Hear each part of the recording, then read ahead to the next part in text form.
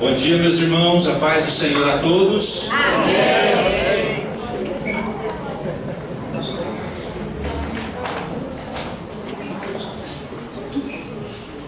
Queridos, vamos abrir a palavra de Deus em Hebreus capítulo 12. Hoje vocês vão me dar uma licencinha,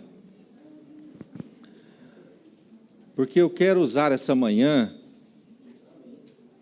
para a gente falar de coisas básicas.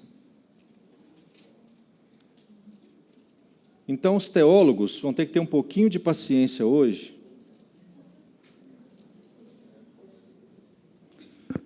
porque nós vamos tratar de coisas simples. E o nosso texto de introdução está em Hebreus capítulo 12, verso 4. Hebreus 12, verso 4. Vamos lá, 1, 2, 3 e...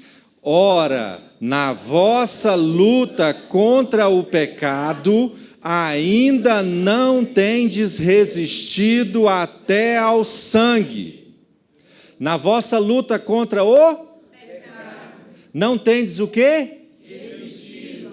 Irmãos, talvez uma das lutas mais importantes que o servo de Deus trave na vida seja a luta contra o pecado. Paulo menciona a luta contra o pecado e ele fala o tamanho que tem que ser a sua resistência. Ela tem que ir até onde? Se você, tentando resistir ao pecado, você ainda não sangrou, quer dizer que você não alcançou o limite da sua resistência. Porque o limite da resistência ao pecado precisa ser até o sangue. Parece que é chover no molhado falar de luta contra o pecado e resistência ao pecado. Querido, mas nós estamos diante de uma geração, talvez na história da igreja, de uma das mais frágeis e pouco resistentes de toda a história da igreja. O povinho fraco dessa geração para resistir ao pecado. A luta nunca começou tão ganha. Porque as pessoas, elas têm cedido ao pecado sem oferecer qualquer tipo de resistência ou luta. Ou ainda pior, você sabe qual que é o cúmulo do pecado? O cúmulo da derrota para o pecado é quando você começa a fazê-lo e não considera mais pecado. O cúmulo da derrota. Você luta contra o pecado, aí você desiste de lutar por acreditar que ele não é pecado. Esse é o cúmulo da derrota. Porque se você não acha que ele é pecado, você perde o seu desejo, a sua vontade de... Para que eu vou resistir contra isso, se isso não é pecado? E nós nunca vimos, gente, 50 anos atrás, a igreja de Deus, pecado é pecado. Nós nunca vimos na geração da igreja uma geração tão interpretativa com relação ao pecado igual essa. Tudo parece ser lícito. Não, espera aí, vamos adequar aqui? Vamos organizar essas ideias aqui? Porque talvez isso que eu faço não seja pecado, e eu posso continuar fazendo sem peso nenhum. A geração de agora. Coisas que na Bíblia estão absolutamente claras que se tratam de pecado. E que as pessoas interpretam como se não fosse. Porque, na realidade, eu não preciso resistir àquilo que não é pecado. E aí começam as mazelas dentro da igreja. Tem igreja que considera que divórcio não é pecado. Tem igreja que considera que homossexualismo não é pecado. Tem igreja que considera que a avareza não é pecado. Aí começa, gente, se a gente for listar aqui, pontuar, você vai ver Essa geração está perdendo o senso de resistência, a sua capacidade de lutar, porque até o que é pecado passou a depender da denominação ou da corrente teológica que você segue. Quem aqui segue o André Valadão? Tudo lá, o povo perguntando, né? Já viram tanto de pergunta? É pecado, é pecado, é pecado, é pecado. Tem cada uma que a resposta dele é muito boa. Você não é crente, não. Falar sobre resistência ao pecado é um assunto que nunca fica desatualizado, porque geração após geração o pecado continua fazendo seus estragos nas famílias. É a força mais destrutiva de todo o universo.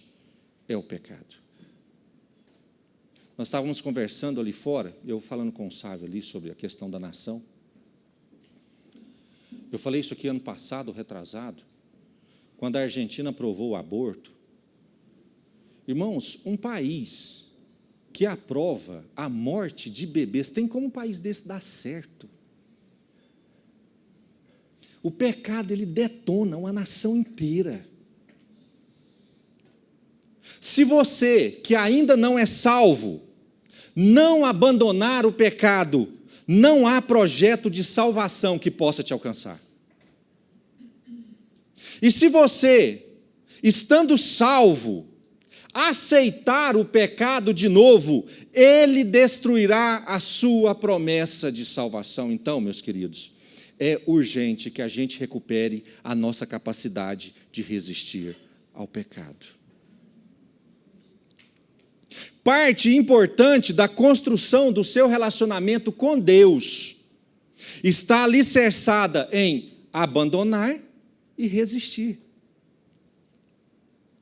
Isso faz do versículo acima algo muito importante e atual para a nossa vida espiritual. Nós precisamos verdadeiramente nos esforçar muito na nossa luta contra o pecado. Não é esforcinho, não. É preciso esforçar. E para a gente entender o quão destrutivo é e as armas que nós temos, eu quero usar um estudo de caso, um modelo de caso do Velho Testamento. Para a gente aprender um pouquinho o que o pecado faz e para a gente aprender um pouquinho a resistir a ele. Bem rapidinho, direto, objetivo. Vamos lá em Números 22, verso 1. Tendo partido os filhos de Israel, acamparam-se nas campinas de Moabe, além do Jordão, na altura de Jericó. Viu, pois, Balaque, filho de Zippor, tudo o que Israel fizera aos amorreus. Moabe teve grande medo deste povo, porque era muito, e andava angustiado por causa dos filhos de Israel. Pelo que Moabe disse aos anciãos dos midianitas: agora lamberá esta multidão tudo quanto houver ao redor de nós, como o boi lambe a erva do campo. Balaque, filho de Zippor, naquele tempo era rei dos Moabitas. Para a gente entender o contexto. Nós estamos experimentando aqui, gente, vivenciando aqui, quase que a etapa final da peregrinação de Israel no deserto. Está quase chegando a hora deles alcançarem a terra prometida. Então já estamos aí no final dos 40 anos. E nesse momento, nós vemos dentro dessa estrutura um povo com uma capacidade muito maior, mais destrutiva, mais forte do que aquele povo que saiu do Egito. Vocês querem ver o que esse povo é capaz de fazer? Um pouquinho antes, aí. Números 21, verso 21, está na tela, não precisam abrir. Olha o que Israel está fazendo nesse finalzinho aí. Então Israel mandou mensageiros a Seom, rei dos amorreus, dizendo: deixa-me passar pela tua terra, não nos desviaremos pelos campos nem pelas vinhas, as águas dos poços não beberemos, iremos pela estrada real até que passemos o teu país. Porém, Seom não deixou passar Israel pelo seu país. Antes, reuniu todo o seu povo e saiu ao encontro de Israel ao deserto, e veio a Jaza e pelejou contra Israel. Mas Israel o feriu a fio de espada e tomou posse de sua terra, desde o Arnon até o Jaboque, até os filhos de Amon, cuja fronteira era fortificada. Assim Israel tomou todas estas cidades dos amorreus e habitou em todas elas, em Hesbom e em todas as suas aldeias. 21:31. Assim Israel habitou na terra dos amorreus. Depois mandou Moisés espiar a Jazer, tomaram as suas aldeias e desapossaram os amorreus que se achavam ali. Então voltaram e subiram o caminho de Bazã, e Og, rei de Bazã, saiu eles. Ele e todo o seu povo, a peleja em Edrei. Disse o Senhor a Moisés: não temas, porque eu o dei na tua mão, a ele e a todo o seu povo e a sua terra. Far-lhe-ás como fizeste a Seom, rei dos amorreus, que habitava em Hesbom. De tal maneira o feriram, a ele e a seus filhos e a todo o seu povo, que nenhum deles escapou, e lhe tomaram a posse da terra. Quando o Israel saiu do Egito, cerca de 2 anos depois, eles chegaram na porta da terra prometida. Lembram lá dos 12 espias? Mandou os 12 espias. Quando os 12 espias voltaram, 10 deles falaram o que para o povo? É impossível nós tomarmos essa terra porque lá moram gigantes. Lembram disso, com exceção de Caleb e Josué? O povo que saiu do Egito era um povo fraco, sem confiança, frágil. Gente, era absolutamente aceitável que o povo fosse assim, porque eles passaram por 400 anos de escravidão no Egito. Significa que eu era escravo, meu pai era escravo, meu avô era escravo. Nós temos 3 gerações, pelo menos, de escravos que moravam dentro do Egito. Então você tem, saindo do Egito, um povo frágil, temeroso, um povo acostumado com a chibata, um povo que trocava comida em troca de trabalho. Esse é o povo que sai do Egito. Mas agora, depois de peregrinar no deserto e depois de passar pelo tratamento de Deus, nós vemos outro povo. Porque agora, irmãos, eles têm espadas e escudos nas mãos. Quando Moabe, nosso primeiro texto que nós lemos, a hora que ele olhou para a multidão e viu aquele exército, ele falou assim: olha, esse povo aí vai nos lamber da terra, como o boi lambe a erva do campo. Pensa num povinho mais ou menos. Você acha que a hora que Moabe olhou para o povo, estava aqueles fraquinhos, magrinhos, tipo eu assim, andando meio assim, os coitados. Um povo forte, vigoroso, que marchava em direção à terra. Esses 2 relatos mostram que onde eles entravam para guerrear, eles entravam para valer. Ninguém está falando ali de gente chorando, com medo, falando que não vai dar. E você sabe o que é importante a gente entender nesse contexto?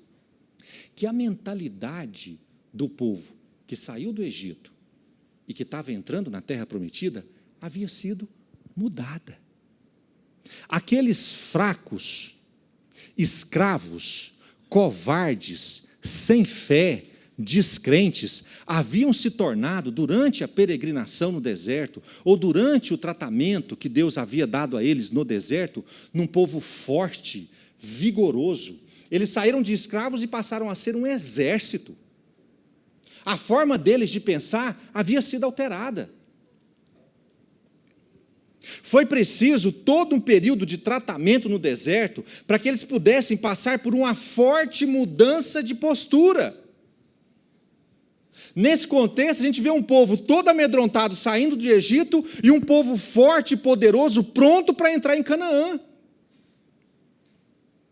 A disposição mental daquele povo havia sido alterada. Eles não se viam mais como escravos. Eram guerreiros. A mentalidade derrotada, a mentalidade amedrontada, a mentalidade descrente de 40 anos atrás estava quase que toda. O processo ele ia se concretizar lá em Davi. Mas aqui ele já tinha andado muito, passa por Jericó, passa pelas Campinas, mas aqui já tinha andado muito. Era um povo forte, uma nação soberana. Vem bater de frente com nós, para você ver se o ferro não vai cantar. A mentalidade derrotada e amedrontada de 40 anos antes estava quase que toda desaparecendo. E aqui vem um ponto muito importante no que diz respeito à nossa luta contra o pecado, a nossa disposição mental com relação a ele.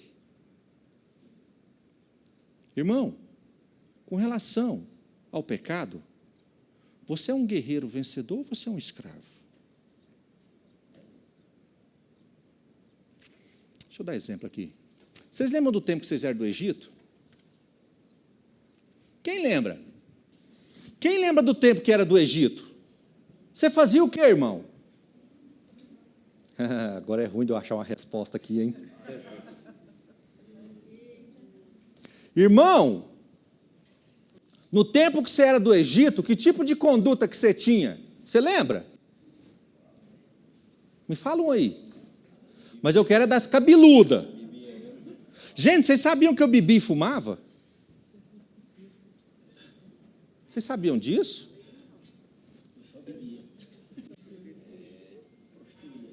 Sebastião, estou começando com os mais leves, daqui a pouco eu chego no você.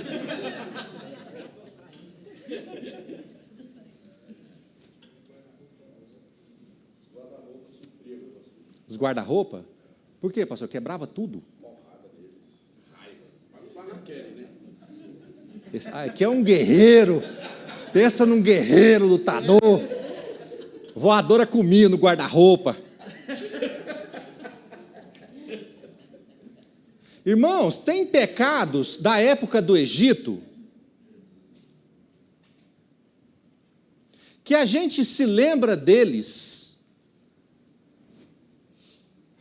com total liberdade e tranquilidade e confiança de que nós nunca mais o cometeremos. Quem tem pecado assim? Deixa eu ver, só eu. Tem coisa que a gente fez no passado que a gente não se vê hoje cometendo mais. Você sabe o que isso significa? Significa que com relação àquele pecado específico, você venceu, se libertou e agora é livre.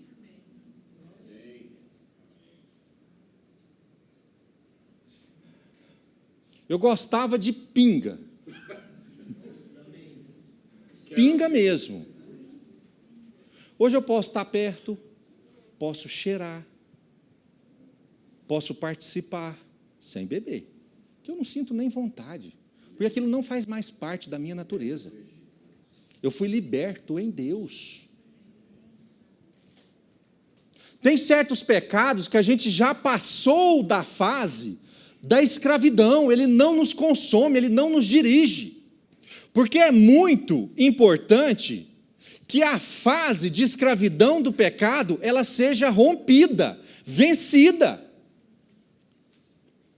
Você que era escravo do pecado, não é agora e não tem nenhuma relação com ele mais. Irmão, porque senão a gente corre o risco de ficar ano após ano escravo do pecado e não evoluir em nada.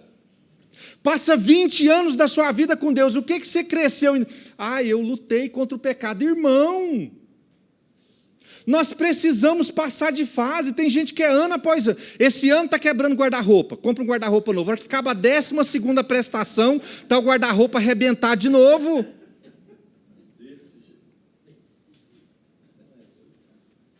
Tem gente que não rompe na sua capacidade de vencer. Está com um problema relacional hoje, por um motivo específico, rompe naquele motivo. Próximo ano de novo, próximo ano de novo, próximo ano de novo. E a vida com Deus vira só uma luta contra o pecado. Irmãos, nós precisamos passar de fase. É verdade mesmo. O tempo de escravidão, onde o pecado te dominava, ele passou. Deus tem uma infinidade de coisas para você realizar, não dá para a gente só ficar anos e anos lutando contra o pecado.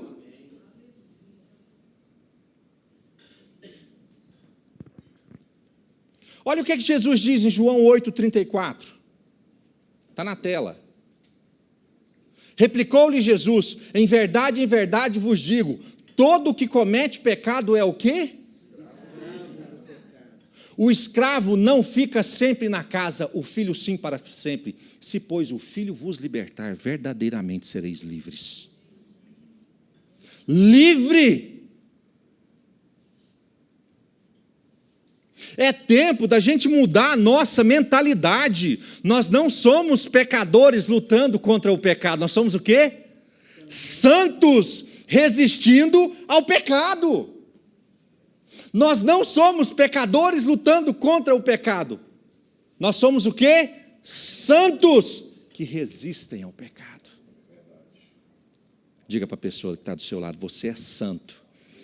Esposa, para falar para a esposa também, pode falar. Resistindo ao pecado. É preciso que a visão que você tem de si mesmo mude, irmão. Nós somos livres em Deus. Não dá para a gente ficar amedrontado, temeroso do tempo do igual a gente estava no tempo do Egito. É tempo de nós agirmos e pensarmos como guerreiros que somos. Hebreus 12:1, está na tela. Portanto, também nós, visto que temos a rodear-nos tão grande nuvem de testemunhas, fazendo o quê? De todo o peso e do pecado que tenazmente nos assedia. Façamos o quê? Isso aqui é mudança de fase, gente. Larga o pecado para trás e vamos correr em direção à carreira que Deus nos propôs. Vamos mudar a mentalidade. Vamos parar de ficar sempre caindo nas mesmas coisas, cometendo os mesmos erros. Irmãos, vamos evoluir e mudar de fase.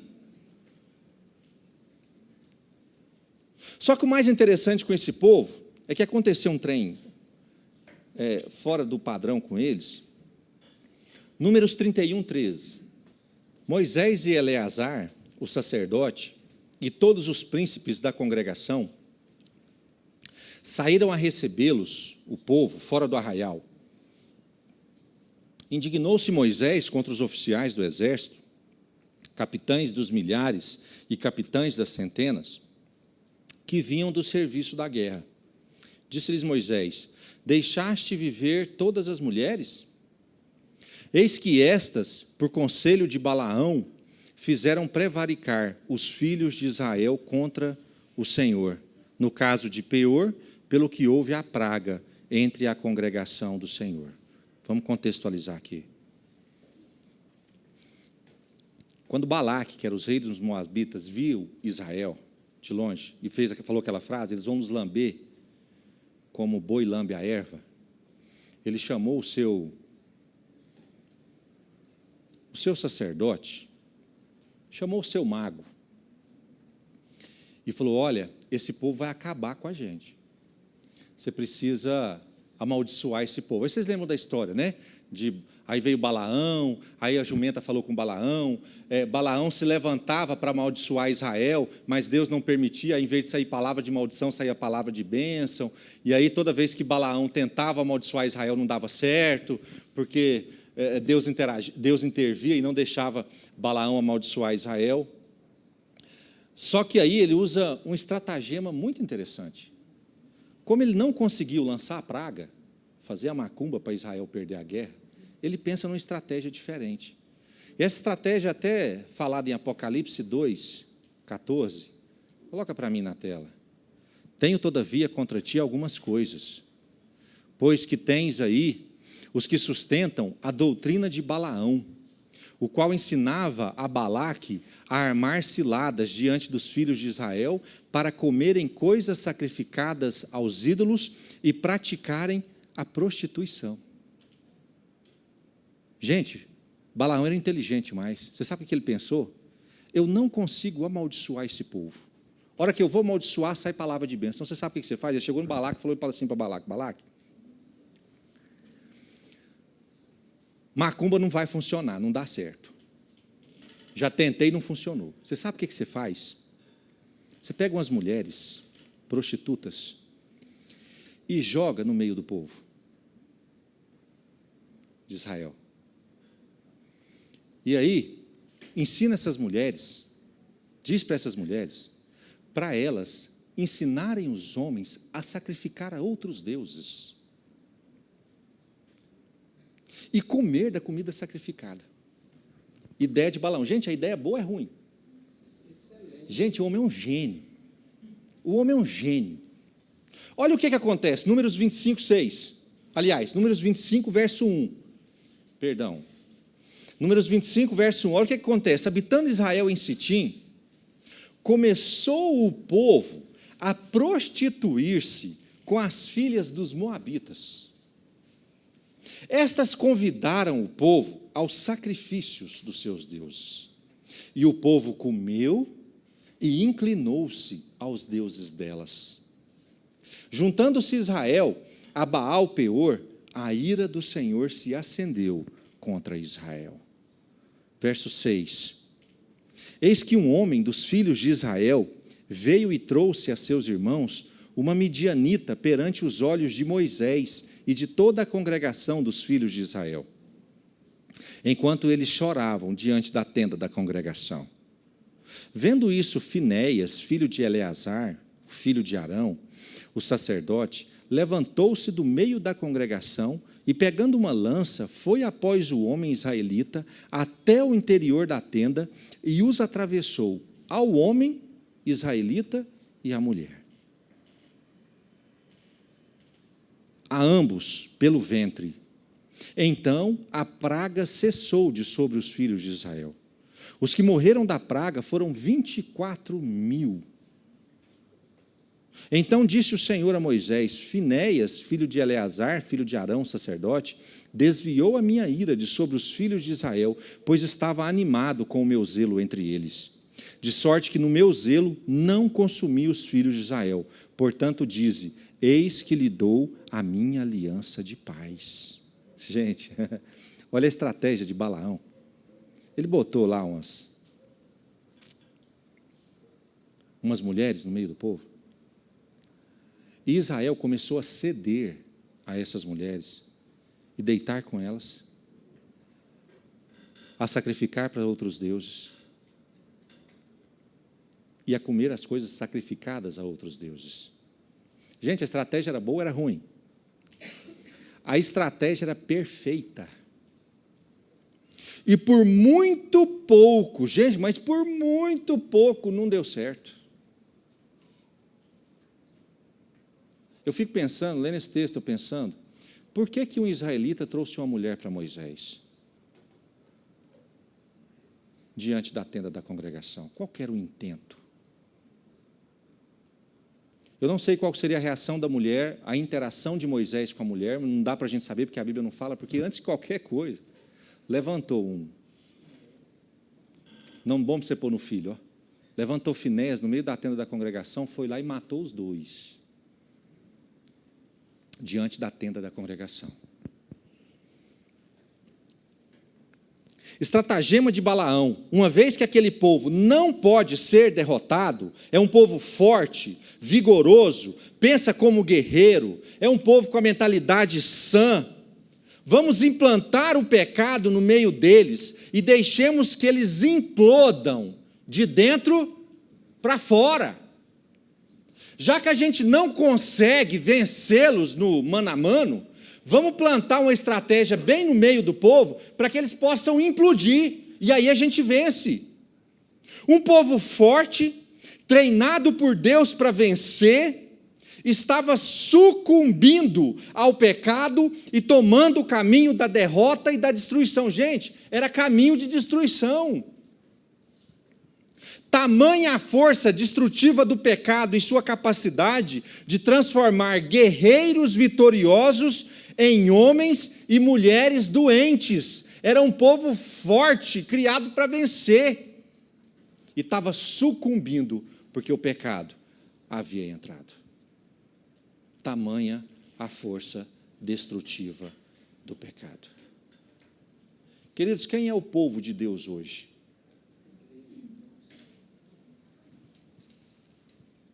Está fraco, hein? Israel? Quem nasce em Jerusalém? Quem é o povo de Deus hoje? Tem povo de Deus aqui? Tem. Vamos pensar agora na igreja de Cristo. Nós, o povo de Deus. Você sabe como é que a palavra de Deus fala com relação a nós aqui? Gente, deixa eu levantar nossa bola aqui, vocês me dão licença um minutinho. 1 Pedro 2,9, olha o que Deus fala com relação ao povo dele. Vós, porém, levanta a mão para cá. Isso.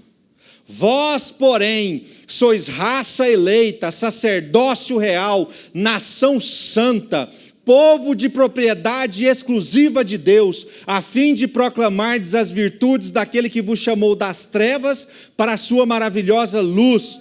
Vós sim, que antes não erais povo, mas agora sois povo de Deus, que não tinhais alcançado misericórdia, mas agora alcançastes misericórdia. O povo de Deus hoje é a igreja. Com relação a realizações, Jesus disse que a igreja poderia fazer coisas ainda maiores do que ele. Nós lemos João 15 na semana retrasada, a parte B, João 15,16, diz assim: a fim de que tudo quanto pedirdes ao Pai em meu nome, Ele vô-lo conceda. Irmão, o povo de Deus hoje é você, é a igreja. Podemos concluir que a igreja de hoje é infinitamente mais poderosa que o povo de Deus que adentrou a terra prometida naquele tempo.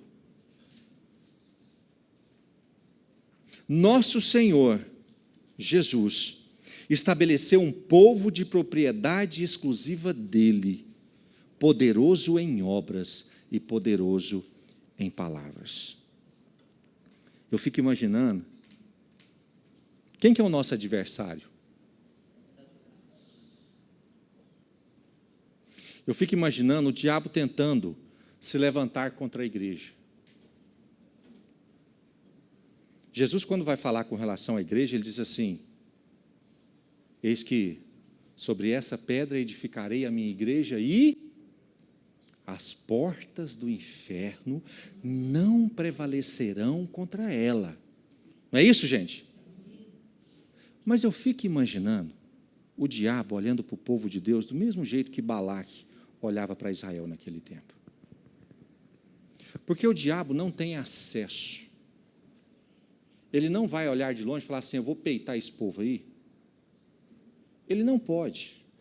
Ele não tem o poder suficiente para tocar o povo de Deus. Eu imagino o diabo olhando de longe como Balaque e temendo o que a igreja é capaz de fazer. Eu imagino que o diabo, assim como Balaque, ele fica pensando num estratagema para poder ferir a igreja de dentro para fora.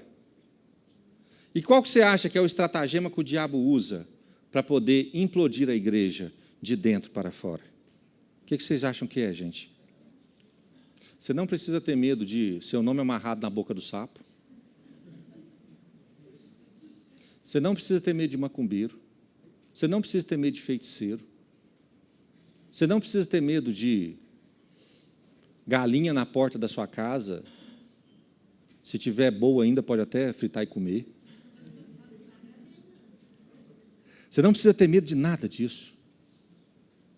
Porque o seu pior inimigo, ele não vai te atacar de frente. Porque ele sabe que ele não pode. Você tem a marca da promessa. Lembra do espírito da morte passando sobre as casas na 10ª praga? Onde havia a marca do cordeiro, o que o espírito da morte fazia? A hora que o diabo passa na porta da sua casa, você tem a marca do cordeiro. Ele passa direto. Mas só que aí vem um estratagema. Você sabe qual que é o estratagema? Eu preciso implodi-los de dentro para fora. E a forma de fazer isso é eu colocar dentro deles, ou dentro da casa deles, a partícula mais destrutiva do universo. Não é a bomba atômica, nem a bomba de hidrogênio. Qual que é a partícula mais destrutiva do universo? O pecado. Porque se o pecado florescer dentro deles, a presença de Deus vai se afastar. Mas as vossas iniquidades fazem separação entre vós e o vosso. E se eles estiverem afastados de Deus, a proteção cai. Então é só colocar o pecado.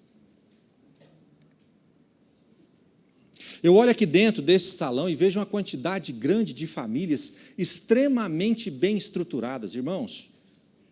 Gente assim, firme com Deus. Família bem formada, bem estruturada, forte.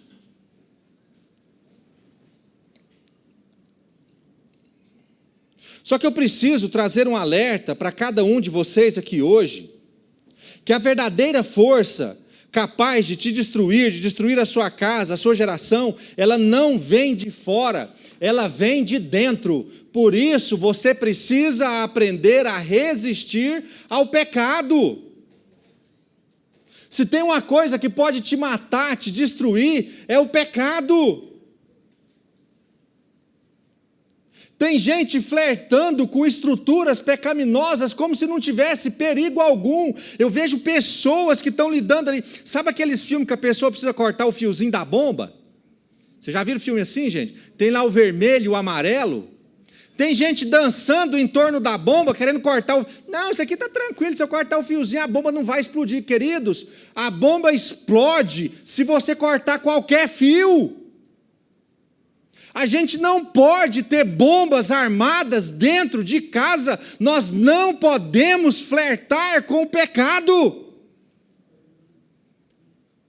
Deus criou uma estrutura, qual que é o termo que eu quero usar quando não se pode entrar? Impenetrável, intransponível. E tem gente achando que pode abrir brechas dentro dessa estrutura, queridos. O pecado vai implodir a sua casa. Não flerte com ele. E agora vem um exemplo de Finéias. Irmãos, eu não sei qual era a intenção, que a Bíblia fala que um israelita levou uma mulher para mostrar a Moisés, pastor Daniel. Eu não sei qual era a intenção, não sei, a Bíblia não fala. E talvez, se fosse para convencer, levou uma mulher bonita para Moisés poder dar uma namorada, vem, muito cheio das preocupações, uma fase difícil, talvez tenha sido isso, e eu internamente, eu acredito, que se Moisés é apresentado àquela situação, eu acredito que ele não interagiria com a mulher. Eu acredito. Mas ela nunca vai saber. Você sabe por quê? Porque a mulher não chegou a ser apresentada a Moisés. Porque tinha um homem no meio da congregação. Certo, ele conhecia Moisés. Talvez ele não soubesse da chance daquilo contaminar o povo. Eu não sei o que ele pensou. Mas eu sei que ele se levantou. Ele pegou uma lança. Antes de qualquer coisa, ele foi lá e feriu os dois com uma pancada só. Ele extirpou a possibilidade. Moisés não tinha feito nada ainda. Mas ele tirou ali uma possibilidade. A Bíblia fala que a hora que os dois morreram, nós estamos falando de um israelita, um do povo de Deus, e uma midianita, uma dessas mulheres que é o estratagema de Balaão. Hora que os dois morreram, a praga cessou. E depois Deus vai falar com Moisés, olha, a minha misericórdia se estabeleceu porque Finéias fez o que era preciso. Firme. Ele não chegou lá e perguntou assim, vocês estão aqui para fazer alguma coisa errada? Você está aqui para tentar seduzir Moisés? Hora que ele viu a possibilidade, ele foi lá e extirpou. Gente, nós precisamos aprender. Nós precisamos aprender. Porque nós estamos brincando com estruturas que a gente vai levando assim, isso aqui está de boa, isso aqui está tranquilo. Eu vou dar só uma voadora do Kung Fu aqui no guarda-roupa, não tem problema, só para eu extravasar um pouquinho. Gente que tem problema com bebida, não, vou beber só um vinhozinho, não tem problema. Gente que tem problema com pornografia, não, vou só assistir aqui o negocinho da revista não sei o quê. Gente que fica flertando com estruturas pecaminosas, sendo amigo de gente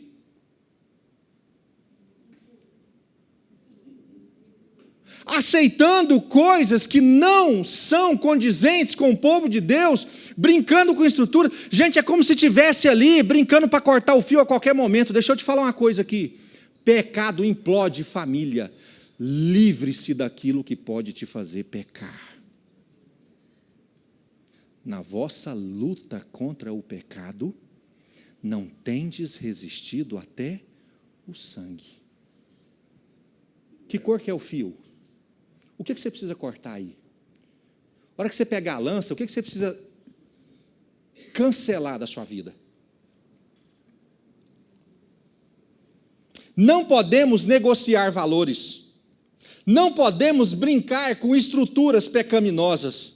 Não há negociação quanto ao pecado, querido. Você sabe o que falta na igreja hoje? Falta sangue no zóio.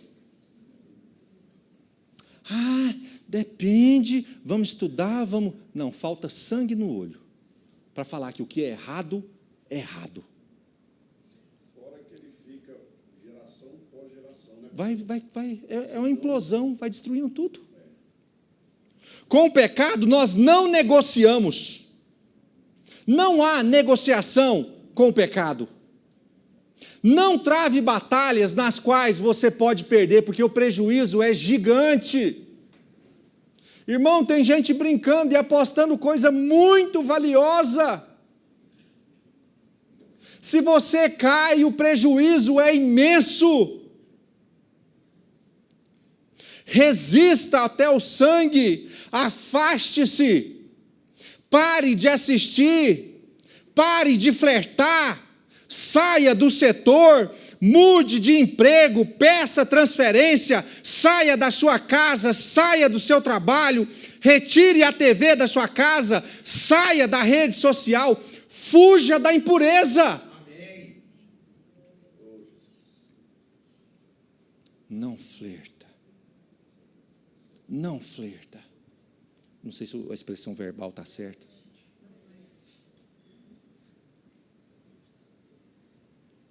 Não manuseie uma bomba atômica, porque a hora que ela explodir, ela vai machucar muita gente. Aniquile isso do meio da congregação.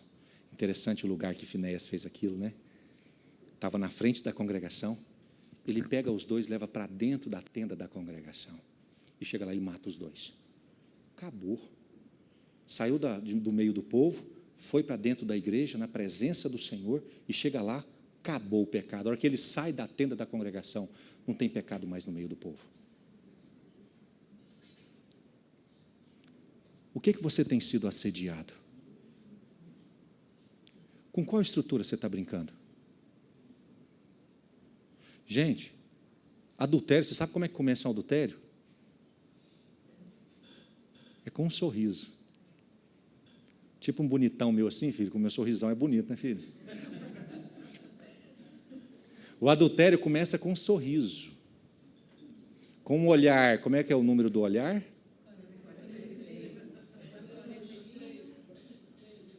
O adultério começa com um elogio.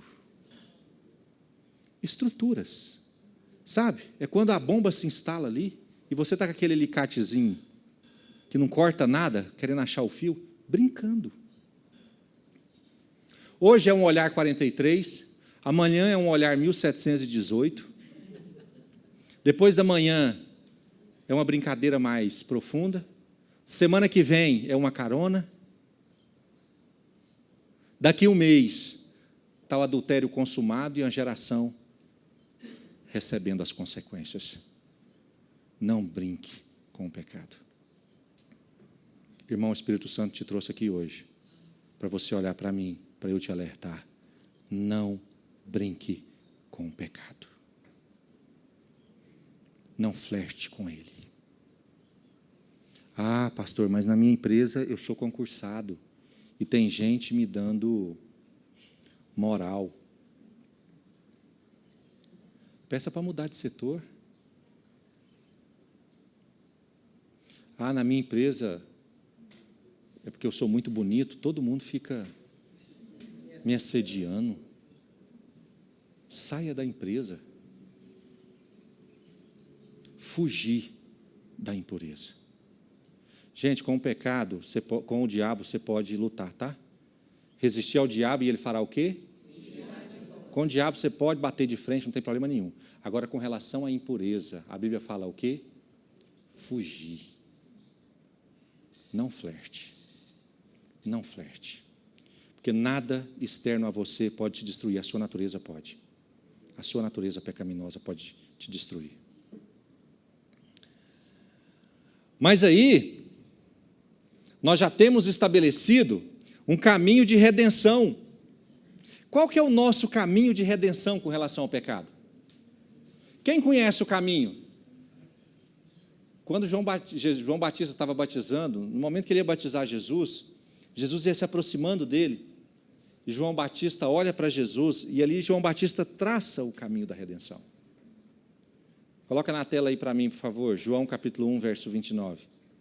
No dia seguinte, viu João a Jesus que vinha para ele, e João Batista disse: eis o Cordeiro de Deus que faz o quê? Que tira o pecado do mundo.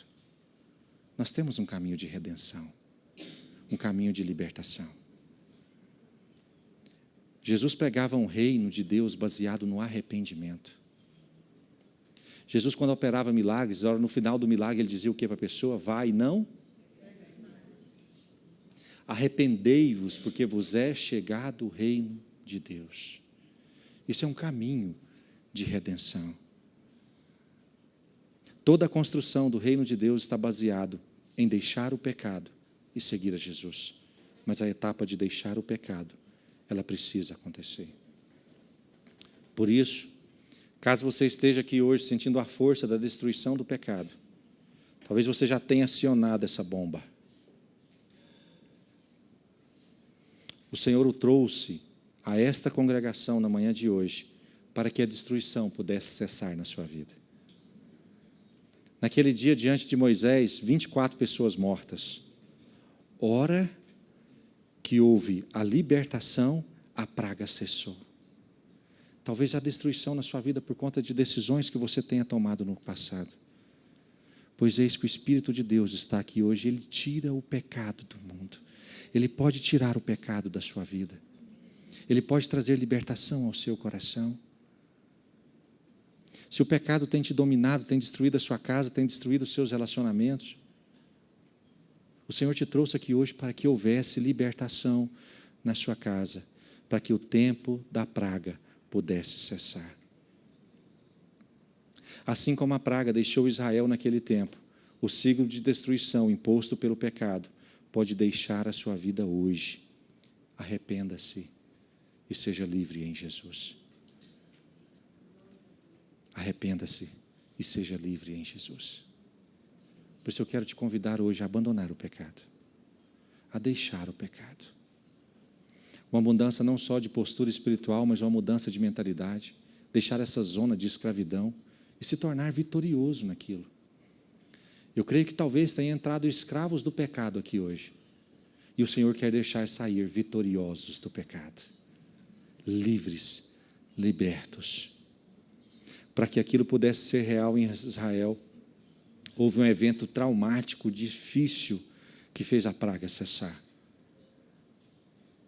Talvez na sua vida precise de um evento para que a praga cesse. Mateus capítulo 4, verso 16, está só na tela, pode ficar de pé. O povo que jazia em trevas viu grande luz.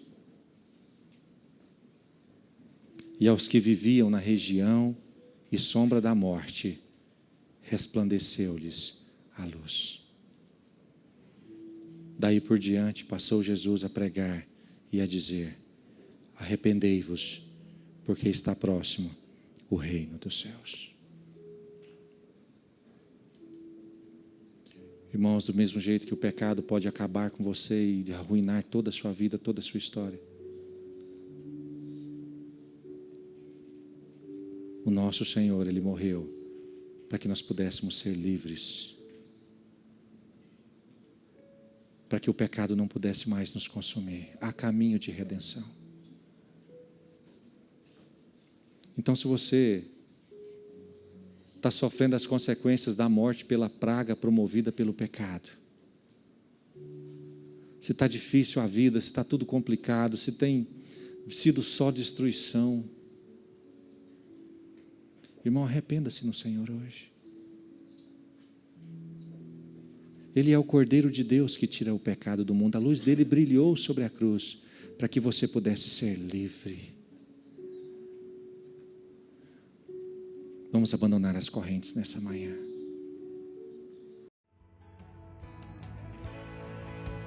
Anjos te louvam,